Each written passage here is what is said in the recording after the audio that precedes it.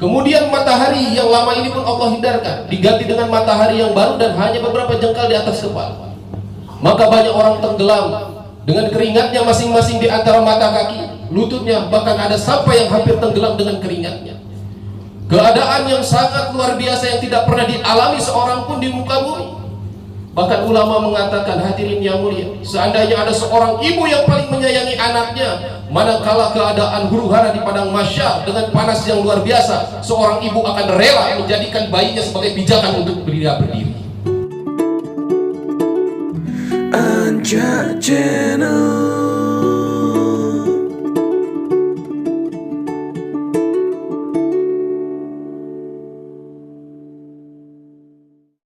Bapak Ibu yang dimuliakan Allah Subhanahu wa Ta'ala, penting menjadi keyakinan dalam setiap hati orang yang beriman bahwasanya kita ada karena diadakan oleh Allah Subhanahu wa Ta'ala. Kita hidup karena dihidupkan oleh Allah Subhanahu wa Ta'ala. Bahkan sebentar lagi pun kita mati, Allah Subhanahu wa Ta'ala yang buat mati kita. Karena sesungguhnya kematian, kehidupan adalah Allah Subhanahu wa Ta'ala yang berikan ujian terhadap kita untuk melihat siapa di antara kita yang baik amalnya. Perkara yang paling penting dalam kehidupan setiap manusia adalah perkara agama. Dan ini adalah kenikmatan yang paling tinggi sebagai kita umat Islam. Karena saya yakin bapak-bapak, ibu-ibu tidak ada yang pernah meminta kepada Allah bahwa akan dijadikan orang Islam. Mungkin ibunya dulu, neneknya dulu. Tapi ini kehendak Allah dan takdir Allah telah menjadikan diri kita ini sebagai umatnya Rasulullah Sallallahu Alaihi Wasallam. Dan ini merupakan satu tiket, sebagaimana Allah Subhanahu Wa Taala firmankan di dalam Al-Quran, wa may yabtaghi ghairal islami dinan, dan barang siapa mencari agama selain Islam, fala yuqbala minhu, maka tidak akan diterima. Satu tiket.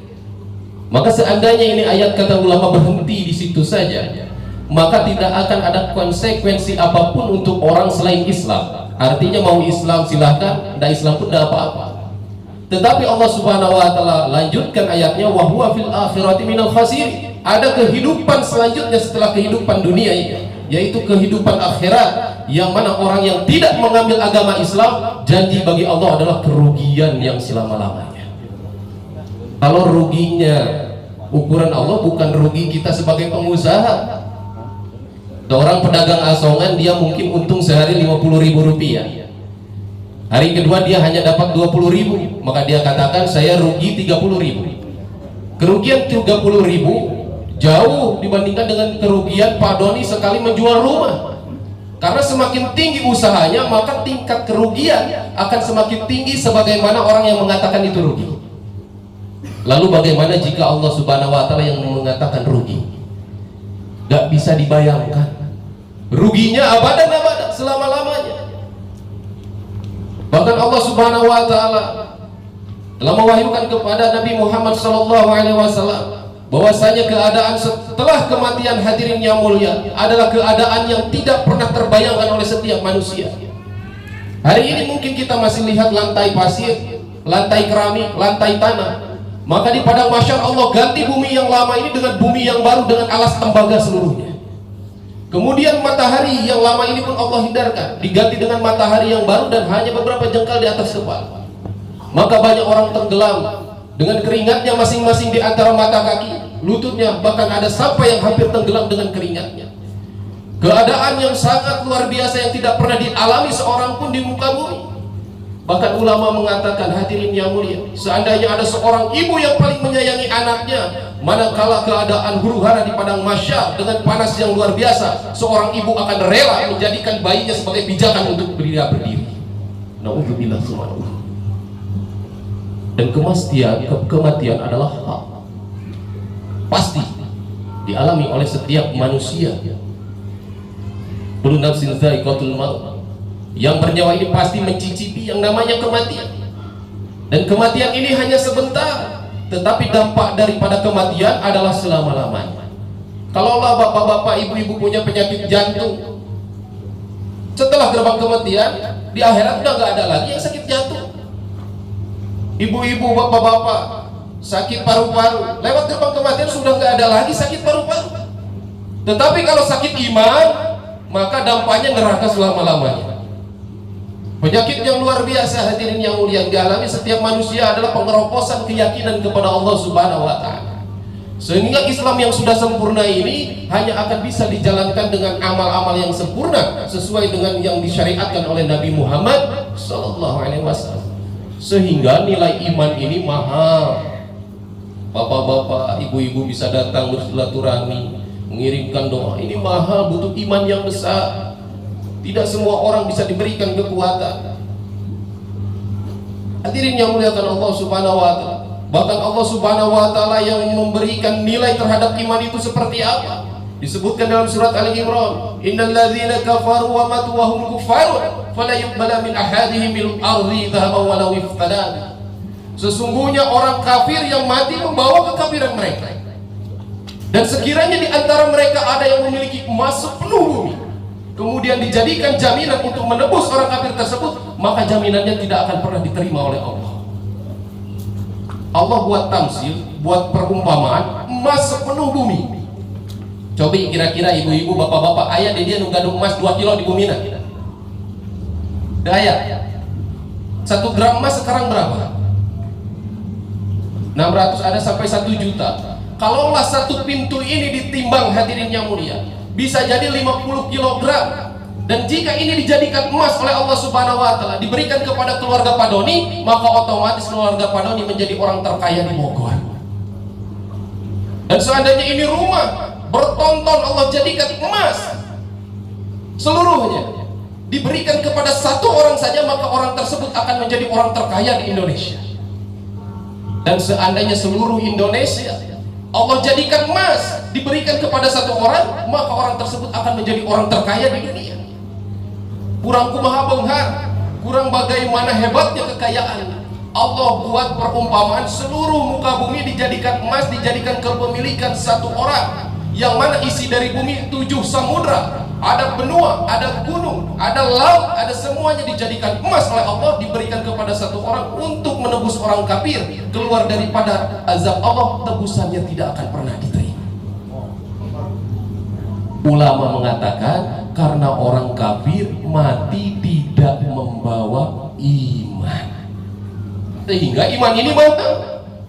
Nabi SAW sabdakan dalam mahumnya, sekecil-kecilnya iman. Apa sekecil-kecil iman? Sebesar zarah. Apa itu zarah? Di bawah debu, terbawa mati oleh kita. Apa kata Nabi SAW? Maka Allah akan tukar dengan surga yang luasnya 10 kali dunia.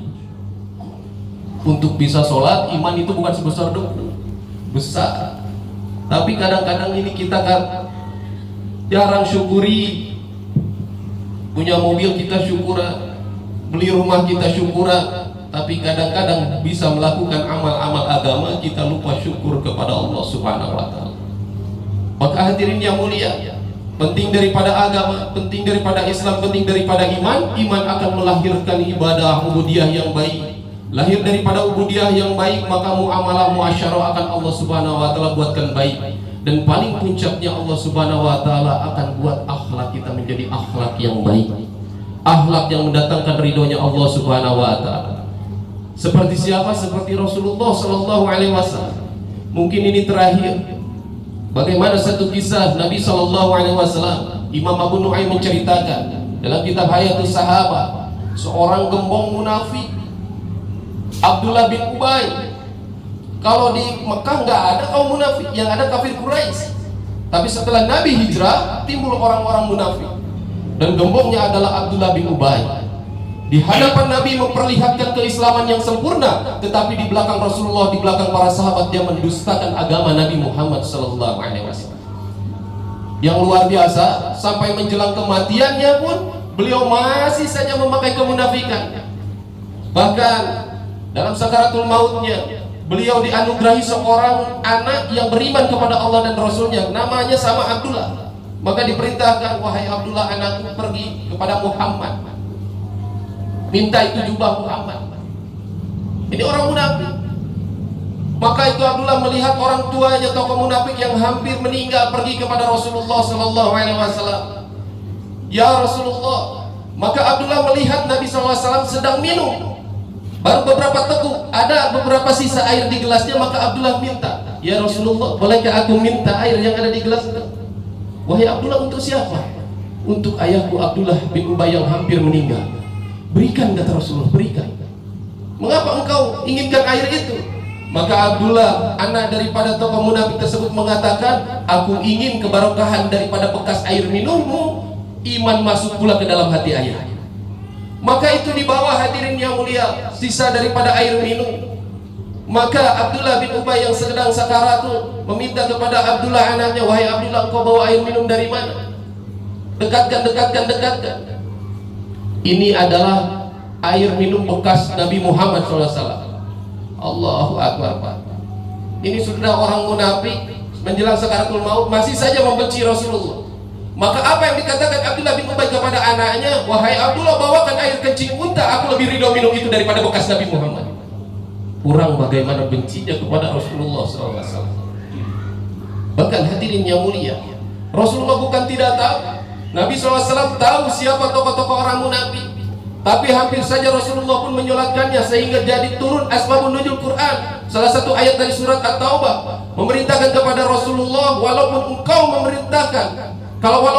mendoakan lebih daripada 70 kali, maka doanya tidak akan diterima. Tapi dengan kelembutannya Nabi Muhammad mengatakan kepada Umar bin Khattab, aku akan berdoa lebih banyak daripada ini. Maka hadirin yang mulia, singkat cerita, itu Abdullah bin Ubay dikubur. Maka tiba-tiba Rasulullah memerintahkan kepada para sahabat, gali kembali kuburan. Maka hadirin yang mulia, Rasulullah memperlihatkan akhlak yang mulia. Beliau mengambil air liurnya dan meletakkan di atas mulut Abdullah bin Ubay dan kembali mengangkat tangannya. Sehingga apa yang terjadi? 100 tokoh orang munafik kembali beriman kepada Allah Subhanahu wa Ta'ala dengan akhlak. Pak, Bu, Rasulullah membenci orang munafik sampai seperti itu. Lalu bagaimana kita harus menghargai umat sesama Islam? Lalu bagaimana kita harus menghargai apalagi yang menjadi orang tua kita? Mungkin bapak-bapak sudah ada yang mendahului orang tuanya, mungkin ibu-ibu pun sudah ada. Hari ini apakah kita sudah paham bagaimana keadaan orang tua kita di alam kubur? 2010 Allah ambil keluarga saya semua, Pak. 9 anggota keluarga diambil oleh Allah Subhanahu wa Ta'ala. Tidak disisakan satupun kejadian itu. Tapi saya berharap, ya Allah, seluruh amal-amal soleh yang saya lakukan berikan kepada ibuku, walaupun tidak ada pahala bagiku, asalkan Engkau ridha. Hadirin yang muliakan Allah Subhanahu wa Ta'ala, hari ini banyak bagaimana lihat akhlak-akhlak anak-anak kita, sedikit membentaknya balas lebih kencang. Suami membentak istri, istri balas bentak suami. Akhlak semakin tercabut dari dalam hati orang Islam. Maka hadirin yang muliakan Allah Subhanahu wa Ta'ala, sesungguhnya Allah Subhanahu wa Ta'ala menghendaki bagaimana akhlak-akhlak kita adalah meniru akhlaknya Rasulullah sallallahu alaihi wasallam. Mudah-mudahan hadirin yang mulia, dengan asbab datangnya kita ini menjadikan ibrah satu pelajaran bahwa sesungguhnya kematian itu adalah sesuatu yang paling dekat dengan diri kita. Mungkin besok, mungkin lusa, atau bahkan pulang dari sini, siapapun pasti akan mengalami yang namanya kematian. Maka sebelum kematian tiba, hadirin yang mulia, maka mari kita kembali dekatkan diri kita kepada Allah Subhanahu wa Ta'ala. Melalui siapa? Melalui ulama-ulama. Laisa min ummati man lam yubadil kabirana wa yarham saghirana wa ya'rif alimana. Bukan termasuk umatku orang yang tidak menghormati orang tua yang tua, yang tidak menyayangi anak-anak dan tidak memuliakan ulama. Maka hadirnya kita, doa-doa yang kita berikan, semoga doa itu kembali kepada diri kita, keluarga kita, dan semua tetangga-tetangga kita. Sedikit saja yang bisa disampaikan. Segala yang benar datang dari Allah Subhanahu wa Ta'ala, yang salah mutlak datang daripada kebodohan diri saya pribadi. Saya memohon ampun kepada Allah Subhanahu wa Ta'ala dan meminta maaf kepada guru-guru, bapak-bapak dan ibu-ibu semuanya yang hadir. Semoga Allah Subhanahu wa Ta'ala memberikan taufik kepada kita semua. Assalamualaikum warahmatullahi wabarakatuh. Anja Channel.